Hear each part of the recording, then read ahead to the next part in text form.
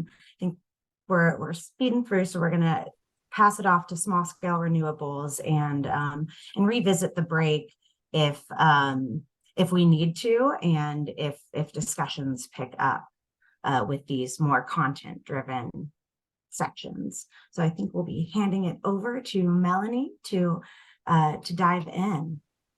Melanie and Mark Paul, I should say. Hello. Thank you. These first two slides that we're going to show were part of our last August CEP presentation, and they're going to serve as more of an introductory to what we're going to talk about today. So I won't go into full details on them, but as Stephanie mentioned earlier, the full slide presentation can be found at the Pacific Power website just by following the link to the Clean Energy Plan. So we can go to the next slide. This is also was shown at the last one, but in the last presentation, we told you that in this meeting that we would be covering the following topics. We'd review the key minimum eligibilities. We would cover the valuation methodologies, and we would cover the key contract provisions. So we'll be diving further into those topics in the next 3 slides. So we can go on to the next slide. Okay, so key minimum eligibilities to bid. So first we'll discuss what some of these key minimum eligibility requirements we have to have a compliant bid.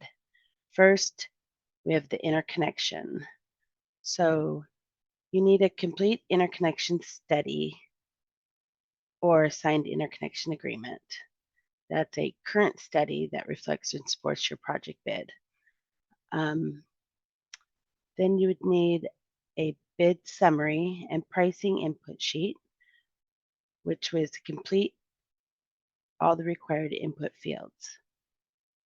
You need all your site control documents, ownership of, which would include like your ownership of your leasehold interests or rights to develop your site, or like a valid title to your property. Next, we have your credit security requirements. So we need to provide all the requested bidder credit information that would be listed in the RFP. And then we have your resource performance. You would need to provide a third-party resource performance report. You have for commercial operations, we need to have the ability to achieve commercial operation by December 31st, 2028. And for compliance, we need to have the ability to comply with the Office of Foreign Asset Control, OFAC, sanction list, state or government-owned enterprise, quarterly report on local and state workers during construction who commit health and safety or environmental infractions, and the diversity tracking and reporting. So among other eligibility requirements, these are more of the key minimum eligibility requirements to have a compliance bid. So with that, I can see if there's any questions.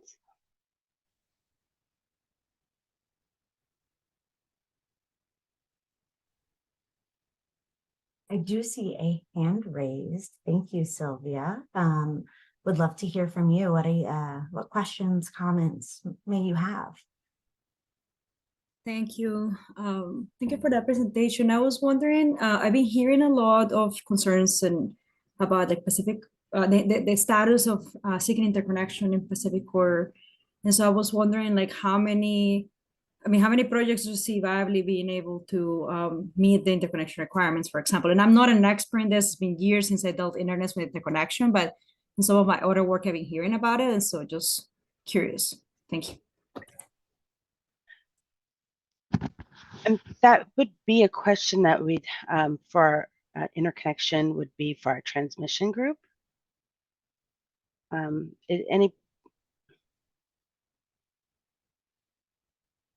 I mean, that would have to be something that would be answered from our transmission group. Does anybody else on my team have anything further to add to that?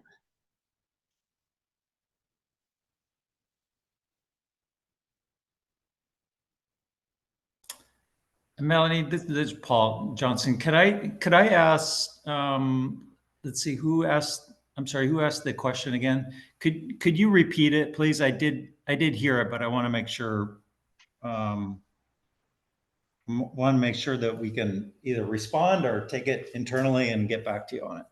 Yes, Paul, this is me. I'm Sylvia Tanner with Multnomah County Office of Sustainability. And I'm actually trying to ask a question, not like comment dress up as a question, but I've heard in some of my advocacy, not particularly on the small scale renewables RFP front, but I've heard concerns about being able to like navigate the process with Pacific Core for interconnection and delays and just like overall difficulty. And so based on what I'm hearing, which by the way is mostly on the community solar front, I'm wondering about, from the transmission group, I guess, like how many megawatts of projects do you see being able to meet this interconnection criteria for the RFP? Like, I mean, you will know who has a complete interconnection study report or an interconnection agreement. Like, do you think that there's enough to meet the RFP numbers that you are hoping to achieve by 2030? Yeah, okay. Our intent when we release this RFP and we're targeting, the first half of next year is to look at the challenges that the developers have in terms of formulating a bid and their schedules and everything. And we're going to try our best to get as much of a robust response as possible. Mm-hmm. But we do have, with that, we do have this need of having these resources, commercial operation. And in this RFP, we're looking at by the end of 28 to make sure they are in fact online and we can use them as meeting our compliance in 2030. So I know I'm not specifically answering your question, but I'm recognizing that you do have a concern here, about, as best we can, as allowing as many bids as possible to this RFP. Yeah, and I'm not even honestly arguing for that. I was just trying to understand, like, from your perspective as, as the entity that has most visibility on the interconnection queue for the type of project that you expect to see as small scale renewables. Do you think that there's enough out there that's that could meet this one requirement, right? Right. So I Yeah. maybe the answer is yes, and it's gonna be fine. I'm just curious, honestly.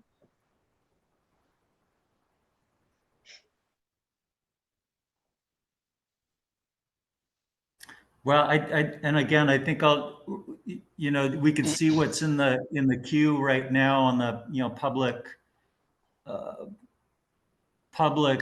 publicly available website. And then there's also, I guess what I'm saying is we can't speculate on how much we're going to see in the next round of the cluster study process regarding interconnection requests. Okay. So the answer is, like, I used to deal with interconnection in a past life, so I know there's like the oasis, and I don't even remember how to access it or anything. But so the answer is, on the one hand, there's like a publicly facing space where people could find that information out, and I would hope, Pacific Power, maybe you guys being the entity that understands this best, could just tell us at a meeting like this or a follow-up meeting. But on the other hand, there's also the upcoming interconnection requests that you don't know what they're going to look like. So by when would people need to be able to meet this criteria, though? Because you have to have a completed report or a signed agreement. So presumably you're not dealing with like the next crop of people who try to seek interconnection, right? Like. Yeah. So I guess we haven't. Sorry, I'm like. We haven't released the RFP yet, right? And we're putting the details together in terms of in addition to what we're showing today in terms of key minimum eligibility, like what we're talking about here, and we're going to be refining those details and the schedule over the next couple of months with the expectation to release it in the first half. And we're going to take all these things into consideration. So Okay. once again, we do need viable, bids coming in, and are interested in getting as many as possible. Tom Burns has his hand raised. I wonder if he has anything to add to that.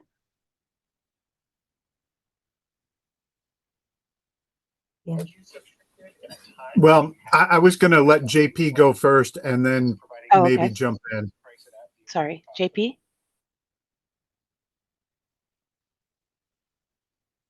Hey, thanks. And this is just to kind of echo what Sylvia said. I think it would be really helpful in the context of these CEP meetings, which we also appreciate as staff, that to have maybe a kind of a deep dive into some of the interconnection, not issues, but like where things currently stand in Pacific Core. I mean, I know we're having some issues, not issues, but we're trying to figure things out, and it's not all Pacific Core, but within even like the community solar projects, which are, in theory, this size for these types of projects. There's some hurdles that are coming up consistently. So I think, within the context of CBRD is just echoing what Sylvia said, having a better understanding of the core based on what you know around what's in the queue. You guys do cluster studies, you have an understanding, which parts of your system are impacted. Yeah, I mean, even in your IRP CEP, you identified the projects that would fall under, to a great degree, this. I mean, there's already been some analysis of what's in the cluster study. So maybe a little bit of time and the next one spent around this kind of hurdle going forward, because I think it could be an issue to meeting this. And I appreciate the fact you guys are looking to go out, to COD of 2028, and you're starting soon. So, but it is I think Sylvia's kind of hitting the nail on the head here, trying to really dive into this. So maybe next time around, maybe some more time talking about this. We see as a key bottleneck. Thank you. No, thank you all for Thank you, the JP. questions and dialogue around it, right? That's why we have this space for you all and for Pacific Power to really hear these and get the information to you all that is wanted and needed. So we have the folks on the line to answer these questions, and would love to give it back to Tom Burns to hear his input here.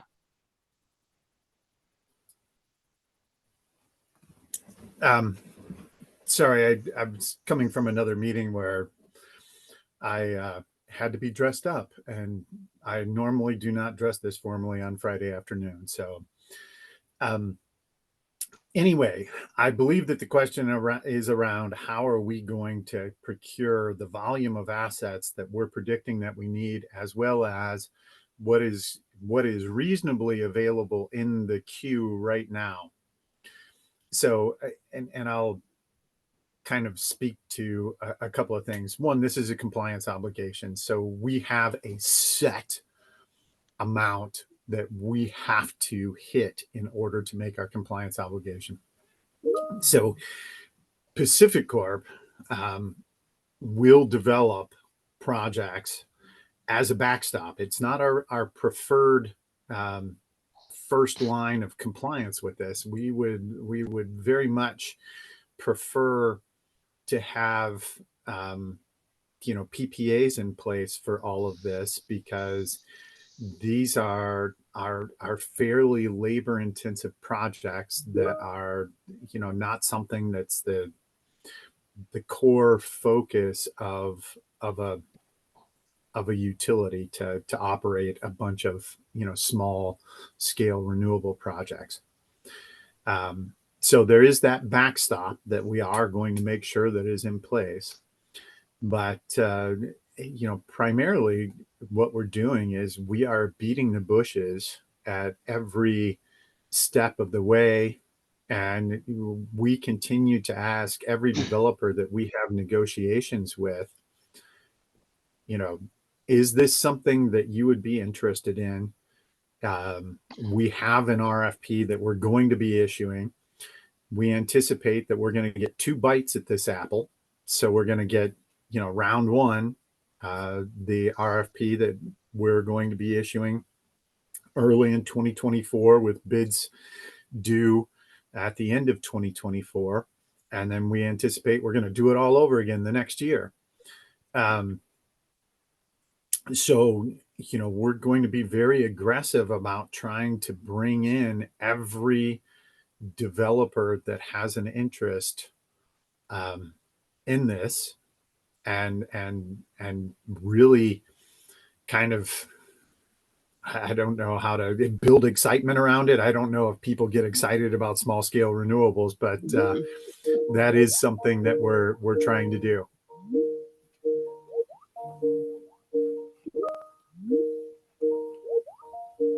So, and my apologies, I'm getting a phone call. I have to run.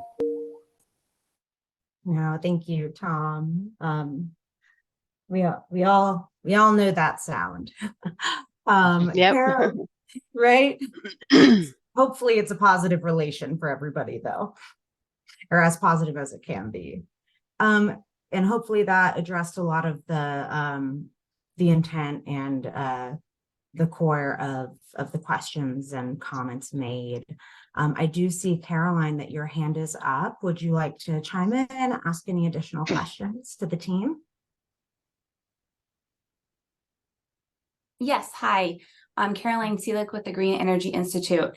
And please forgive me, I'm not terribly familiar with the RFP process, but given that this RFP for the small scale renewables will be issued in just a couple months, I was just curious if the company will be open to discussions with the developers that are interested in submitting RFPs, specifically around the interconnection process. It feels like this would be the time to collect information about the problems or the struggles or the hiccups involved. And so, doing a separate study may also be helpful, but this will be like literally, people trying to do it now. So just curious if there's a plan to work with developers if they come across problems as they're trying to meet all of these minimum eligibility requirements. Thanks.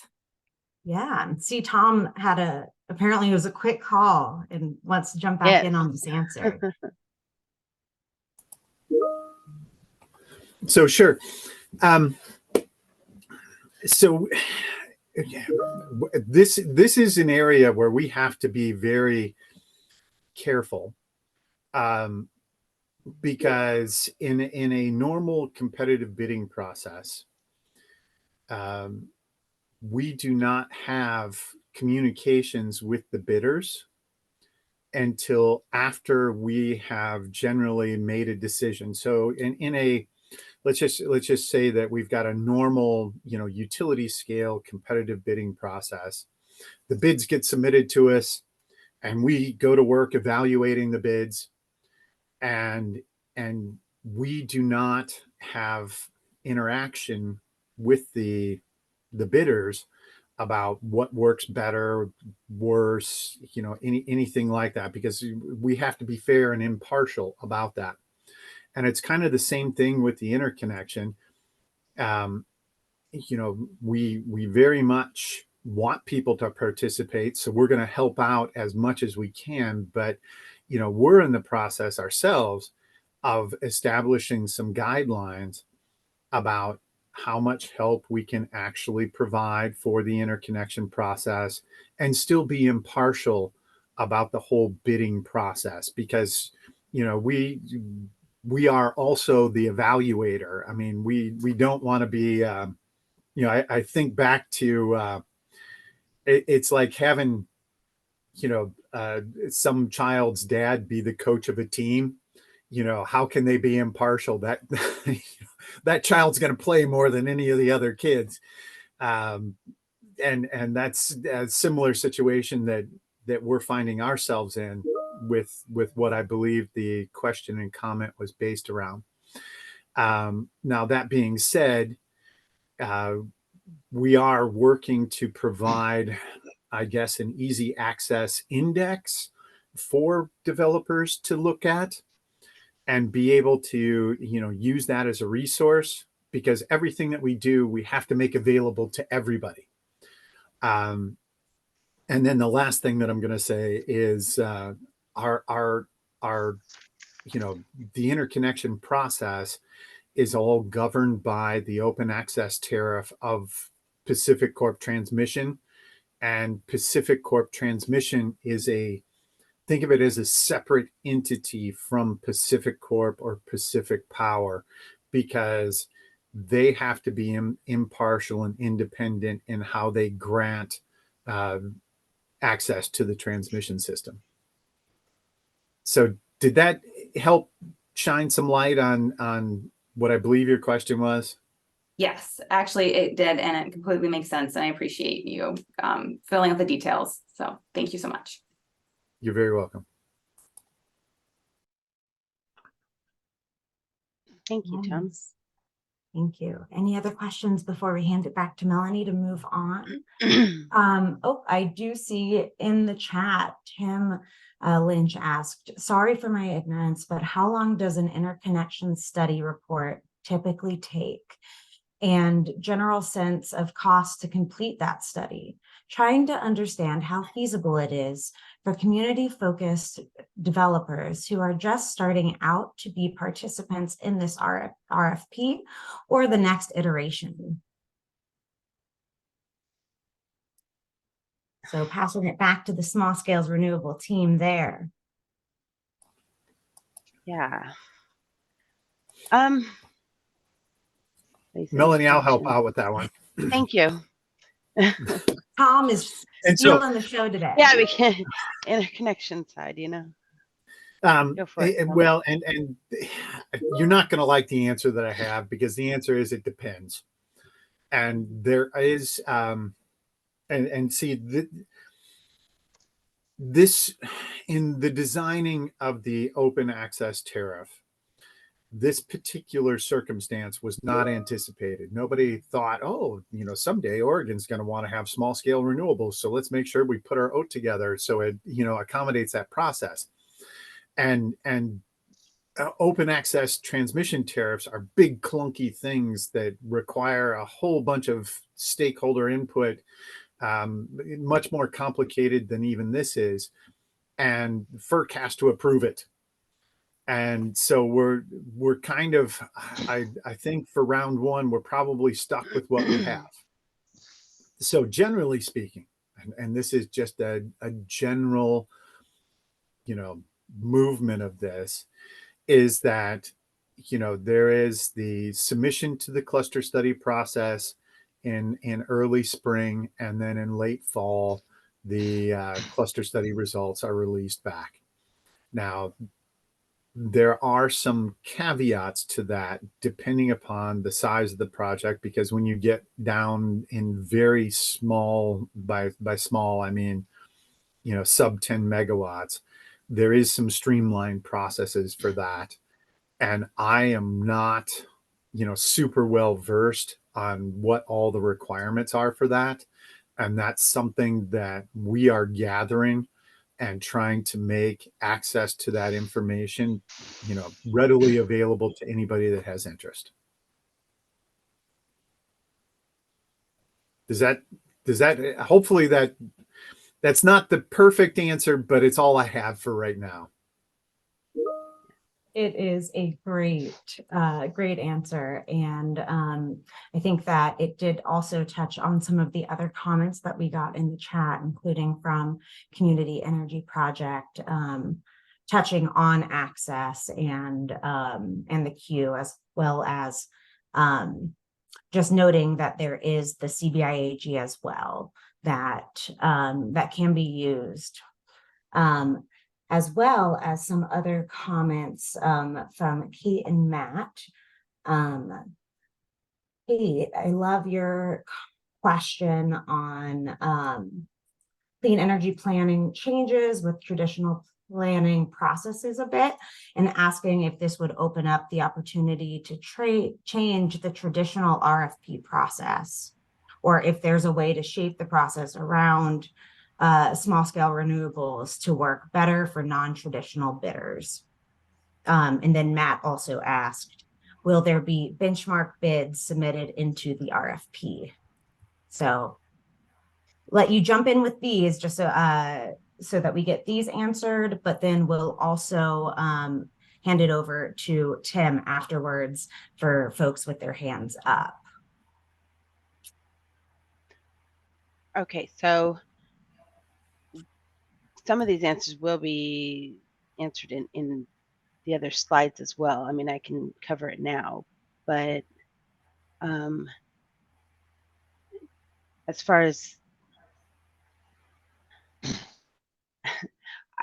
there will be benchmark bids submitted in the RFP, but I'd like to cover that in the slide when it comes, if we can.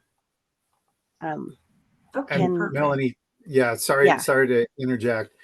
I do want to touch on this just a little bit. So the benchmark bids, that is what I referred to when I said Pacific Corp will submit sufficient resource bids in order to make sure that we meet compliance. It is, we don't want to be the supplier of last resort. It is not something that a large regulated utility does as part of the normal course of business, because these are not utility scale projects. They're very labor intensive, but we have a compliance obligation. I would very much like for us to produce enough interest in this that there's enough competition that we don't come close to getting any of our bids elected. So does that hopefully that that should be more than addressing the benchmark question. I think it looks like Paul might have something to add here, and then we'll hand it over to Tim to hear what Multnomah County has for our small scale team, and adding to, I think, his comment maybe in the chat.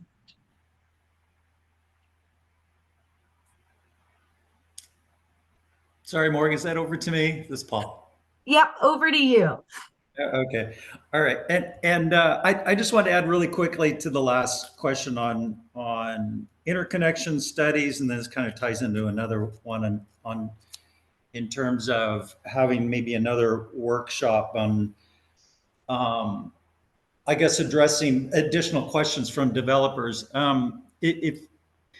If you didn't participate in the last engagement discussion in August, there was a slide on there, I think it's number 23, where we showed the anticipated timeline of the RFP as we're currently contemplating, putting it out on the market.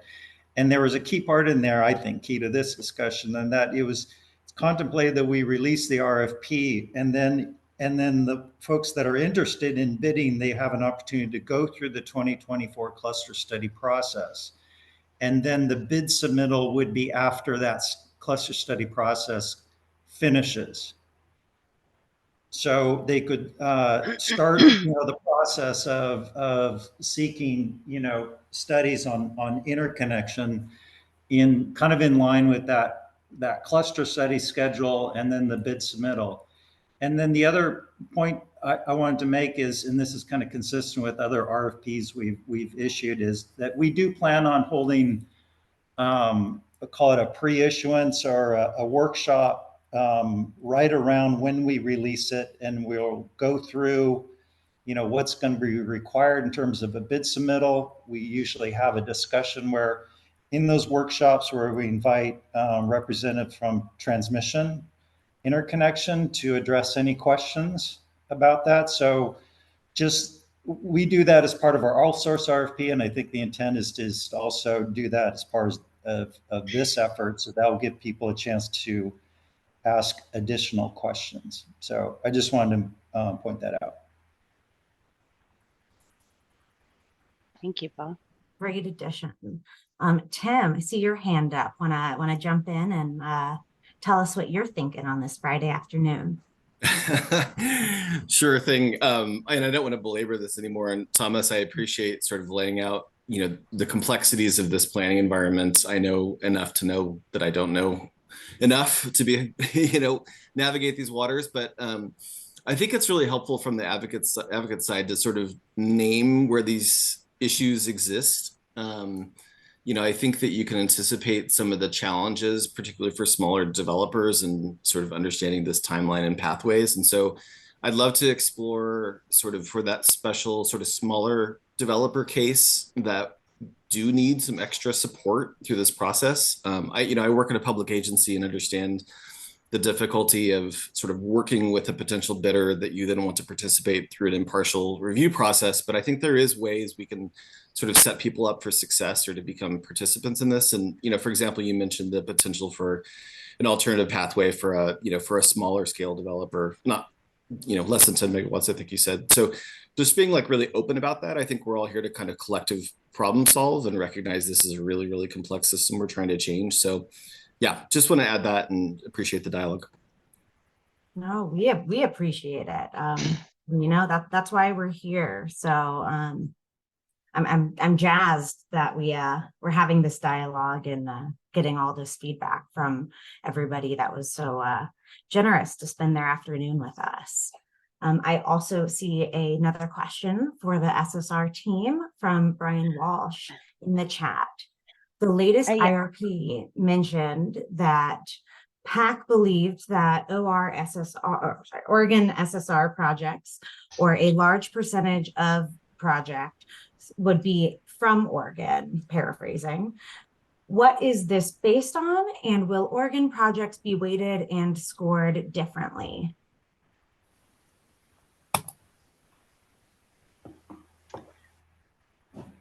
Hold on, I'm waiting. There we go. My video. So in regards to the IRP, Melanie, sorry, I saw this as more of an IRP question than Yep. than a I was just going to say question. that Paul will be talking about the second part in the next slide. I mean, Mark Paul will be. Yes. Right. From the IRP perspective, though, keep in mind there's a lot of modeling assumptions that go into the IRP, and we're very, I guess, transparent about what those assumptions are, and that as far as the IRP goes, we weighted those to favor a selection in Oregon, and that's the reason why quite a few of those proxy resources, I mean, proxy, you could substitute the word imaginary anytime you hear the word proxy in there. These imaginary theoretical resources would be built in Oregon. Now, it is yet to be determined exactly how much, and this is what Mark's going to get into in the next slide, as to because this is an Oregon law.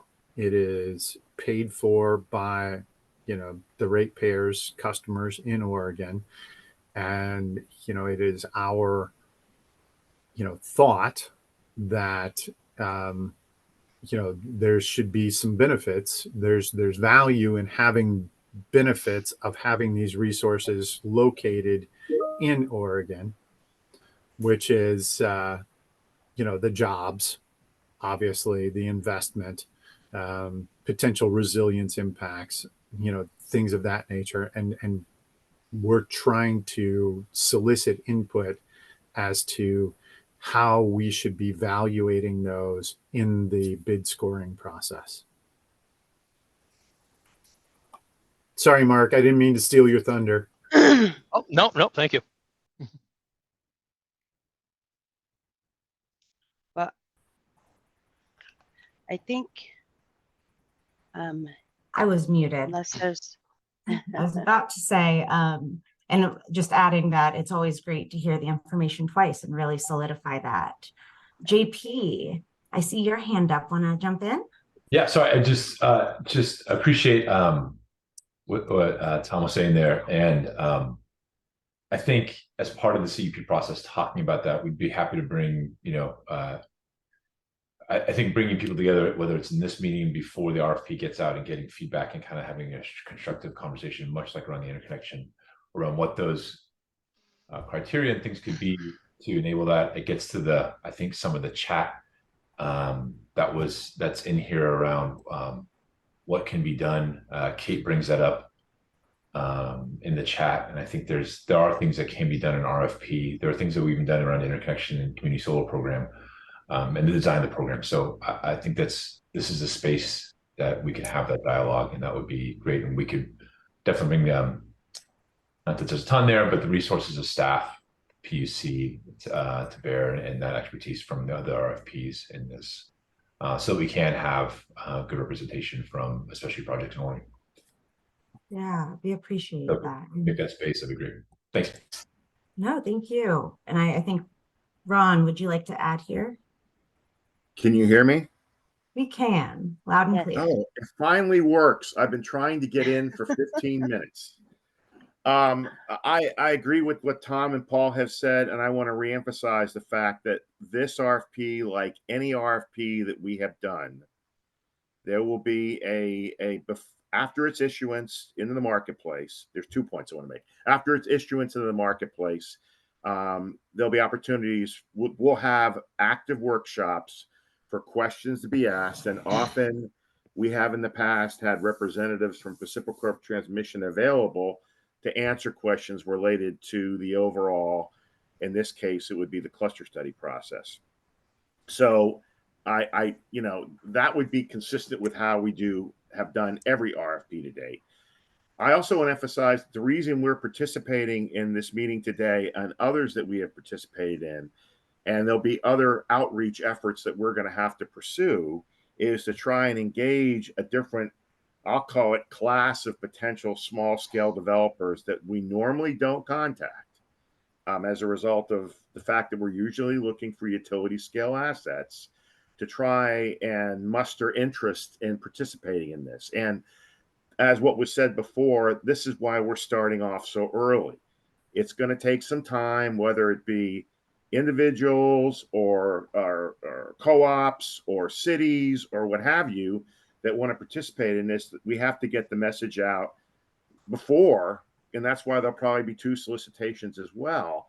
So there can be a robust response to this, and we can get the number of megawatts we're looking to acquire from these type of entities. Thank you for adding that, Ron. I think it's very helpful. And I did see Matt McVee's hand up, but it came back down. So we just want to make sure that we hear everything we need to and are respecting everybody's time and providing this information that's asked for. And another note there is that, just a reminder, the recording of this, as well as public notes, will include that all of this dialogue and information that's been relayed. So this is being tracked, and we want to make sure that that's being provided to you all as a resource to keep these conversations alive and going. So we will be sure to add or rather follow up with links to that and allow that to continue on as a resource. Right. Okay, this slide goes over the evaluation and ultimately the ranking of the bids. First off, the type of bids that we're going to accept would be a purchase power agreement and a benchmark agreement. And as previously stated, benchmark simply means a bid from Pacific Corp. We will not be entertaining what they call build transfer agreements into this solicitation. Also, we will be only looking for fixed pricing, which can either be flat or on an off-peak. So we won't be entertaining escalation or seasonal pricing. Our objective here is to meet our compliance requirement at the lowest possible cost. So therefore, the evaluation will be looking at the total cost of the bid, subtracting out the value of the energy, and then the net is what we're paying for the installed capacity. The cost of the bid, the cost to score of the bid would be equal to the present value of the purchase power agreement cost. As part of the solicitation bid package, each bidder is going to give us a profile of their generation, so we will know how much generation there is per year on and off peak. We'll simply apply the purchase power agreement price to that and calculate what the annual purchase power expense is and present value of that. We're also going to add the cost of any improvements that we need to make to our system in order to allow this generation to clamp onto our system. The value of the energy is going to be equal to, again, we have the annual generation, will be based on the company's avoided cost in Oregon.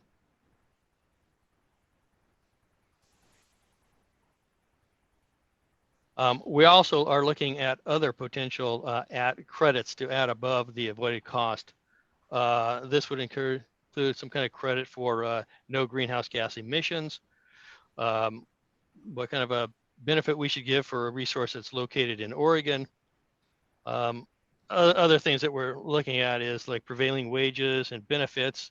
Although there's already quite a bit of benefit in the investment tax credit and production tax credits from the IRS for prevailing wages and apprenticeship. So we're debating whether we need to add anything for that. So basically, once we have the cost, the present value cost of the bid, we subtract the present value of the energy. The net is the present value of acquiring the capacity. What we're going to do is we're going to divide that by the real present value of the installed capacity over the PPA term. I guess the best way to try to explain the real levelized cost is if we receive two different bids, each one $100 per megawatt hour. If one is for 10 years and the other is for only 1 year, on a levelized basis, they'd both be equal. But the 1 year agreement is much higher risk to the utility because that means we then have to go out in subsequent years and acquire new resources. So the assumption is that that cost would go up with inflation over the 10 years. So that by year 10, the cost of that megawatt hour would probably be 122. So in order to directly compare the 1 year and the 10-year contract, what we do is we come up with a levelized price that is exclusive of inflation. So the $100 real levelized goes up to 122 in nominal dollars. In order to have a levelized price of $100, we would present value that and recalculate an annuity that's level in real dollars. And that would start at $91 and go up with inflation over the 10 years. And so based on a real levelized cost, that $100 1 year contract would be compared to the $91 the first year of a 10-year fixed price contract. And in that way, this real levelized recognizes the time value of money, inflation, and risk to the utility. And so that is basically how we would evaluate these bids.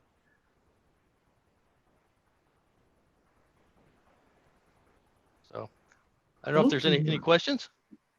Mark, can I Yes. add, this is Ron again, can I add something? And this is where this might be a little different for the type of participants that may participate in this particular, opportunity. As compared to QFs or community energy solar, where PacifiCorp, as a result of rules or guidelines, stipulate a price that it's willing to buy at. In this RFP, each of the bidders will be asked to provide what it is they're offering this power at. And that's different. And so it's going to require some understanding and a certain level of sophistication for them to go about deriving what it is that their costs are and what it is they're looking for in terms of return. And that's what we'll be evaluating as part of the process that Mark's put forth here, as compared to what we normally do with a QF or, let's say, a community energy solar program in Oregon, whereby the pricing is either formulaic or it's stipulated. And I just want to say that is somewhat of a different scenario, but I want to make sure that's clear. That's how we're going about doing it. And that way it gives us a chance to get a robust list of assets from a host of different participants at different pricing levels that we can best assess and look at it in terms of what's beneficial to customers.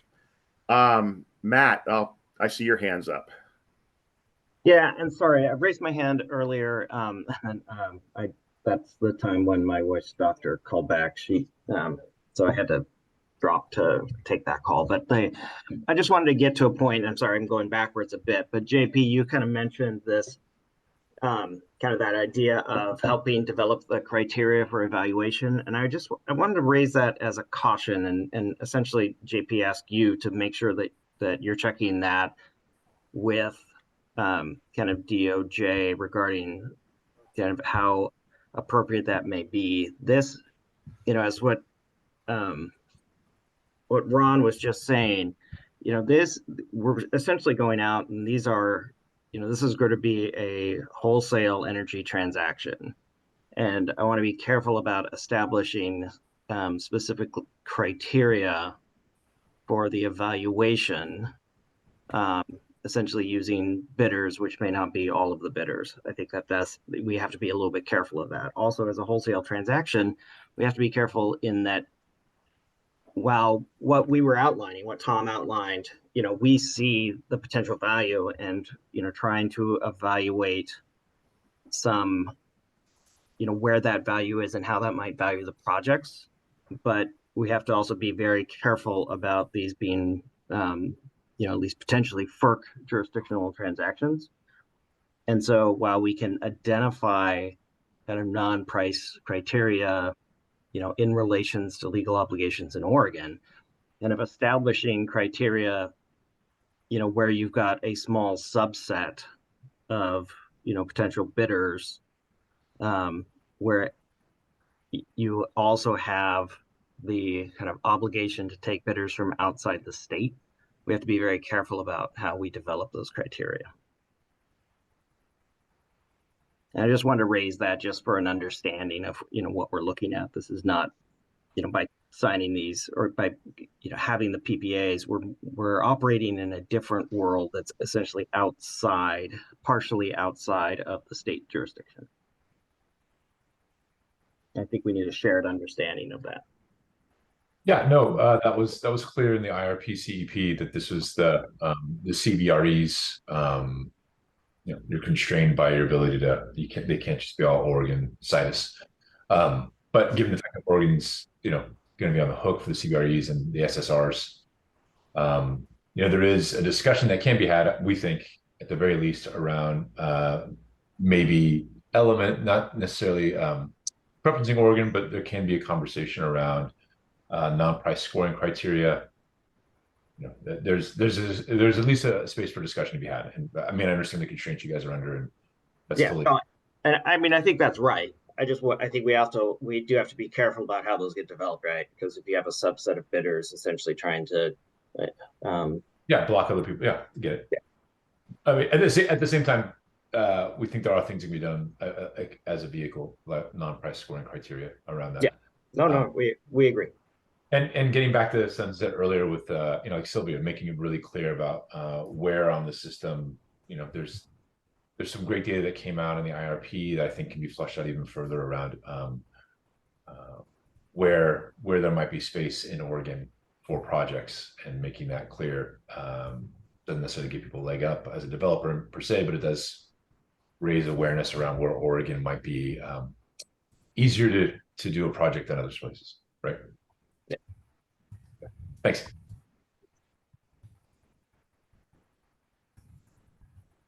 Thank you for that addition, Matt, and for that information, Mark Paul. I think we will now hand it back to Melanie, if I'm correct, to finish us out.